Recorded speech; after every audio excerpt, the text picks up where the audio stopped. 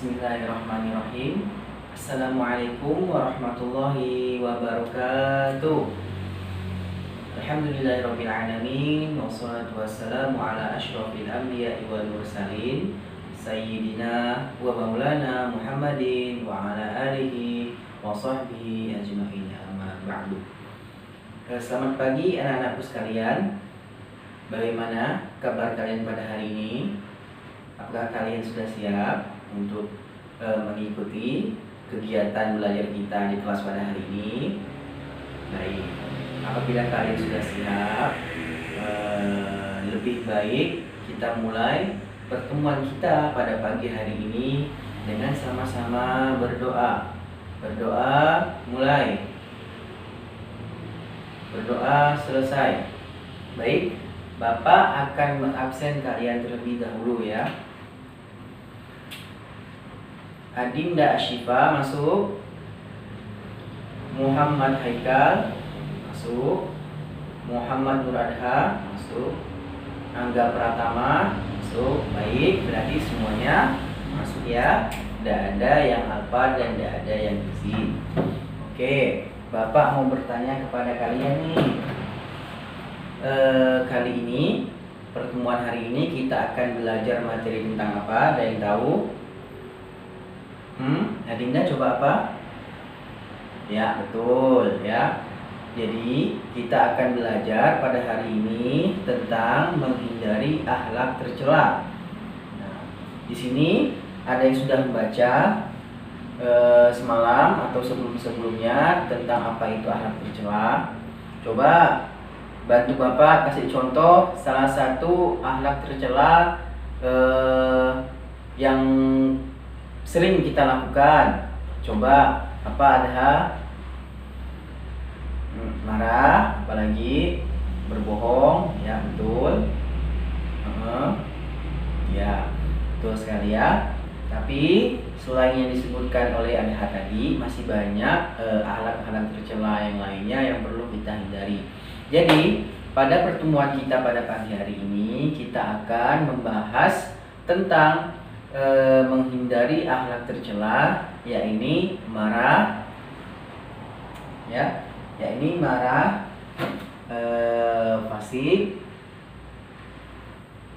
fasik ya, marah dan fasik serta murtad.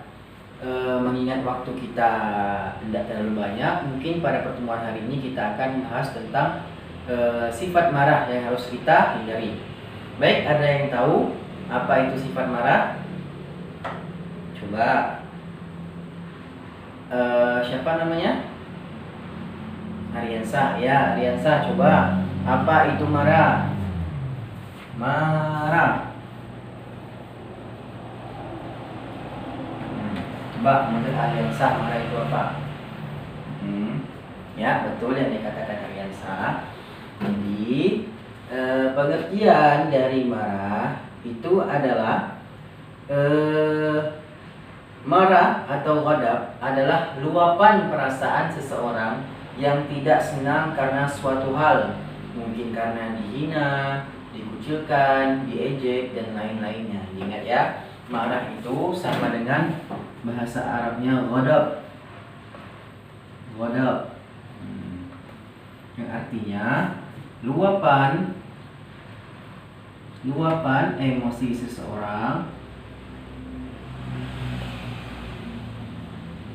yang tak terbendung. Ya, ingat. Jadi marah itu adalah luapan perasaan seseorang yang tidak senang terhadap suatu hal yang dilakukan oleh orang lain. Bisa saja dia diejek, ya, dimarahi atau dihina temannya. Maka dari itu muncullah sifat marah, ya. Tapi sifat marah itu terdiri dari dua jenis lagi. Ada marah yang ke arah nilai yang positif, ada marah ke arah yang negatif. Marah yang ke arah positif ialah apabila kita marah melihat seseorang melakukan suatu keburukan. Misalnya ini Ariansa marah kepada Agus karena Agus mencontek. Jadi si Aryansa ini meluapkan perasaan tidak senangnya kepada Agus karena Agus ini berbuat suatu perilaku yang buruk ya. Jadi hal ini masih diperbolehkan. Sedangkan marah yang dilarang itu marah apabila kita ini disuruh sama orang tua lalu kita marah ya. Jadi itu merupakan suatu marah yang tidak boleh kita lakukan. Sampai di sini paham? Coba Fauzi, apa itu marah? Luapan perasaan seseorang dikarenakan tidak senang ya. Jadi marah itu adalah luapan perasaan seseorang karena tidak senang ya, baik itu diejek, dihina dan lain-lain sebagainya. Kemudian larangan marah ya. Jadi perbuatan marah itu adalah perbuatan setan. Dan setan adalah makhluk yang terkutuk. Karena itu janganlah sekali-kali mengikut perbuatan setan. Karena sekali mengikuti perbuatan setan akan menjadi teman setan dan menjadi makhluk terkutuk oleh Allah Subhanahu wa taala. Jadi agama Islam melarang seseorang marah tanpa alasan atau marah karena dihina, diejek dan sebagainya yang berlebihan ya. Karena marah itu adalah salah satu sifatnya setan. Dan apabila kita mengikuti langkah setan, maka Allah juga murka kepada kita ya. Kemudian Allah Subhanahu wa taala memerintahkan kita untuk menjauhi sifat amarah. Berlatihlah menjadi seseorang yang sabar sebagaimana firman Allah Subhanahu wa taala. Ya ayyuhalladzina amanu la tattabi'ul khutuwati syaitan wa man yattabi' khutuwati syaitan fa innahu ya'muru bil fahsya'i wal munkar ya. Jadi hai orang-orang yang beriman, janganlah kamu mengikuti langkah-langkah syaitan ya. Jadi marah itu merupakan salah satu langkah syaitan atau sifat atau perbuatan yang dilakukan oleh syaitan ya. Barang siapa yang mengikuti langkah-langkahnya ya, barang siapa umat manusia yang mengikuti langkah setan, yaitu marah, maka sesungguhnya syaitan itu menyuruh mengerjakan perbuatan keji yang mungkar ya. Jadi pada dasarnya setan itu ialah makhluk ciptaan Allah yang sering melakukan perbuatan mungkar ya, keji dan mungkar, dan juga mempengaruhi umat manusia. Ajaran Islam itu melarang seseorang berbuat marah itu ada alasannya ya, bukan semata-mata berbuat marah ini tidak ada alasannya. Jadi kenapa Allah Subhanahu wa taala melarang seseorang marah? Yang pertama yaitu banyak dampak negatif dari perbuatan marah kita ya. Adapun akibat akibat yang akan terjadi apabila kita marah atau kita menurut amarah kita, yang pertama menanamkan permusuhan ya. Misalkan Aryansa dan Adha ini berkelahi, marah karena apa? Misalnya karena saling mengejek lalu marah-marahan yang berkelahi. Jadi hal tersebut bisa membuat permusuhan yang dulunya Aryansa dengan Adha bersahabat, sekarang mereka berdua kelahi karena kedua-duanya saling marah-marahan. Coba seandainya mereka berdua saling bersabar kan, mungkin tidak akan terjadi hal demikian. Kemudian hancurnya sesuatu ya, terkadang ada seseorang yang marah itu dia akan menghancurkan barang-barang ya. Hal itu sangat dilarang oleh agama karena dapat merugikan diri sendiri dan merugikan orang lain. Kemudian munculnya kata-kata kotor yang menyakitkan ya. Di mana-mana apabila seseorang marah, maka mereka itu sering mengeluarkan kata-kata yang kotor ya. Misalnya memaki ya, menghujat. Jadi itu salah satu penyebab apabila seseorang marah. Kemudian agama Islam juga memberitahukan kepada umat manusia bagaimana cara mengatasi amarah. Coba Pandu, apa saja langkah-langkah yang dapat dilakukan oleh seseorang apabila sedang marah? Apabila berdiri dia duduk. Apabila duduk maka berwudu ya. Oh ya, betul. Jadi di dalam buku di sini ada 4 cara bagaimana mengatasi sikap marah. Dan ini semua perlu untuk dicoba sehingga menjadi kebiasaan ya.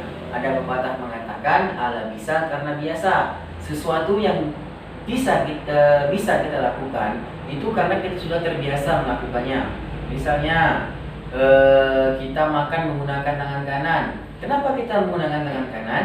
Karena sejak kecil dahulu orang tua kita sudah membiasakan kita makan menggunakan tangan kanan. Coba seandainya orang tua membiasakan kita menggunakan tangan kiri, pasti kita juga akan makan menggunakan tangan kiri ya. Jadi yang terlebih dahulu yaitu membiasakan sesuatu. Yang pertama itu segera mohon pertolongan kepada Allah Subhanahu wa taala. Dengan cara apabila kita sedang marah maka segeralah beristighfar kepada Allah. Semoga Allah mengampuni dosa kita. Kemudian langkah kedua ialah menjaga lisan. Idza ghadaba ahadukum falyaskut ya. Jika kalian marah diamlah. Jadi apabila ada muncul rasa amarah pada kalian, apabila kalian diejek oleh teman, maka lebih baik kalian diam. Kalau kalian banyak bicara, khawatir akan jadi perkelahian ya. Kemudian mengambil posisi yang lebih rendah ya. Misalkan kalian sedang berdiri, maka duduk. Apabila duduk masih marah, maka berbaring. Ya, sampai di sini paham? Bisa dipahami sampai di sini? Apa itu sifat marah ya? Apa saja dampak-dampak yang terjadi apabila kita marah, dan kemudian cara mengatasi marah. Paham? Ada yang ditanyakan? Jika tidak ingin tanyakan, Bapak yang akan bertanya kepada kalian. Coba Agus, apa itu marah Agus? Marah adalah luapan perasaan seseorang karena tidak senang terhadap suatu hal ya. Betul ya. Kemudian ada yang tahu apa saja dampak atau akibat yang akan terjadi apabila kita menuruti amarah kita? Coba satu, apa? Ya, dampaknya. Dampak negatif akibat marah. Akibat marah itu yang pertama ialah permusuhan. Diingat, apabila kalian tidak ingin bermusuhan dengan teman kalian, ya hal yang harus kalian lakukan ialah jangan marah. Apabila digurau teman, jangan marah, sabar. Beritahu teman bahwa gurauannya itu berlebihan. Itu lebih baik daripada kalian marah-marah ya. Kemudian dampak yang lain apa tadi? Munculnya kata-kata kotor.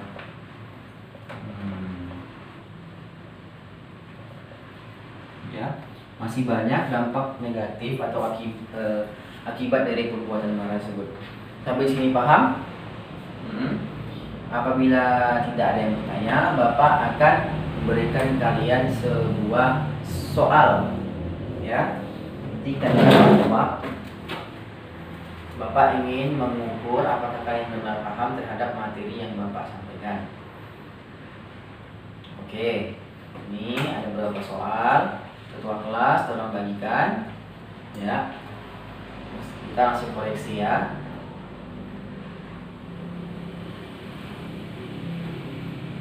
Oke, apakah sudah selesai? Belum? 2 menit lagi ya.